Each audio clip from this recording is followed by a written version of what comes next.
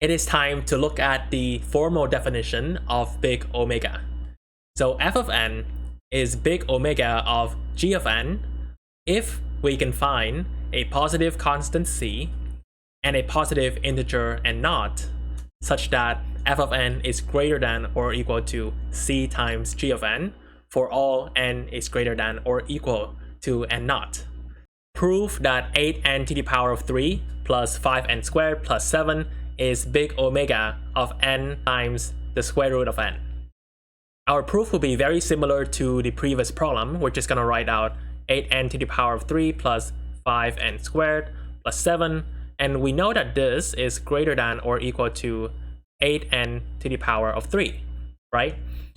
Now, since 8n to the power of 3 is greater than or equal to 8n squared, and 8n squared is greater than or equal to 8n to the power of 1.5. And remember that if you have n times the square root of n, this is the same as saying n times n to the power of 1 over 2, which is n to the power of 2 over 2 times n to the power of 1 over 2, which is the same as n to the power of 2 over 2 plus 1 over 2, which is n to the power of 3 over 2, and this is the same as n to the power of 1.5.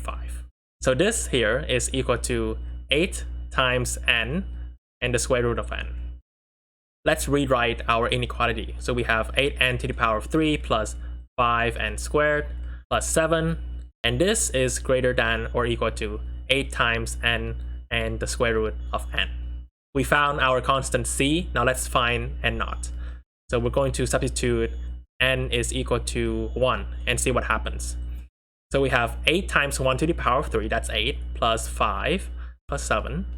Is this greater than or equal to 8 times 1 times the square root of 1, which will also give us 8? Well, the answer is yes. We have 20 is greater than or equal to 8.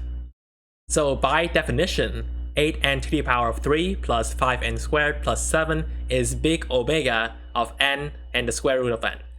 Since this is greater than or equal to 8 times n square root of n for all n is greater than or equal to 1. So here we have our constant c and our integer n naught.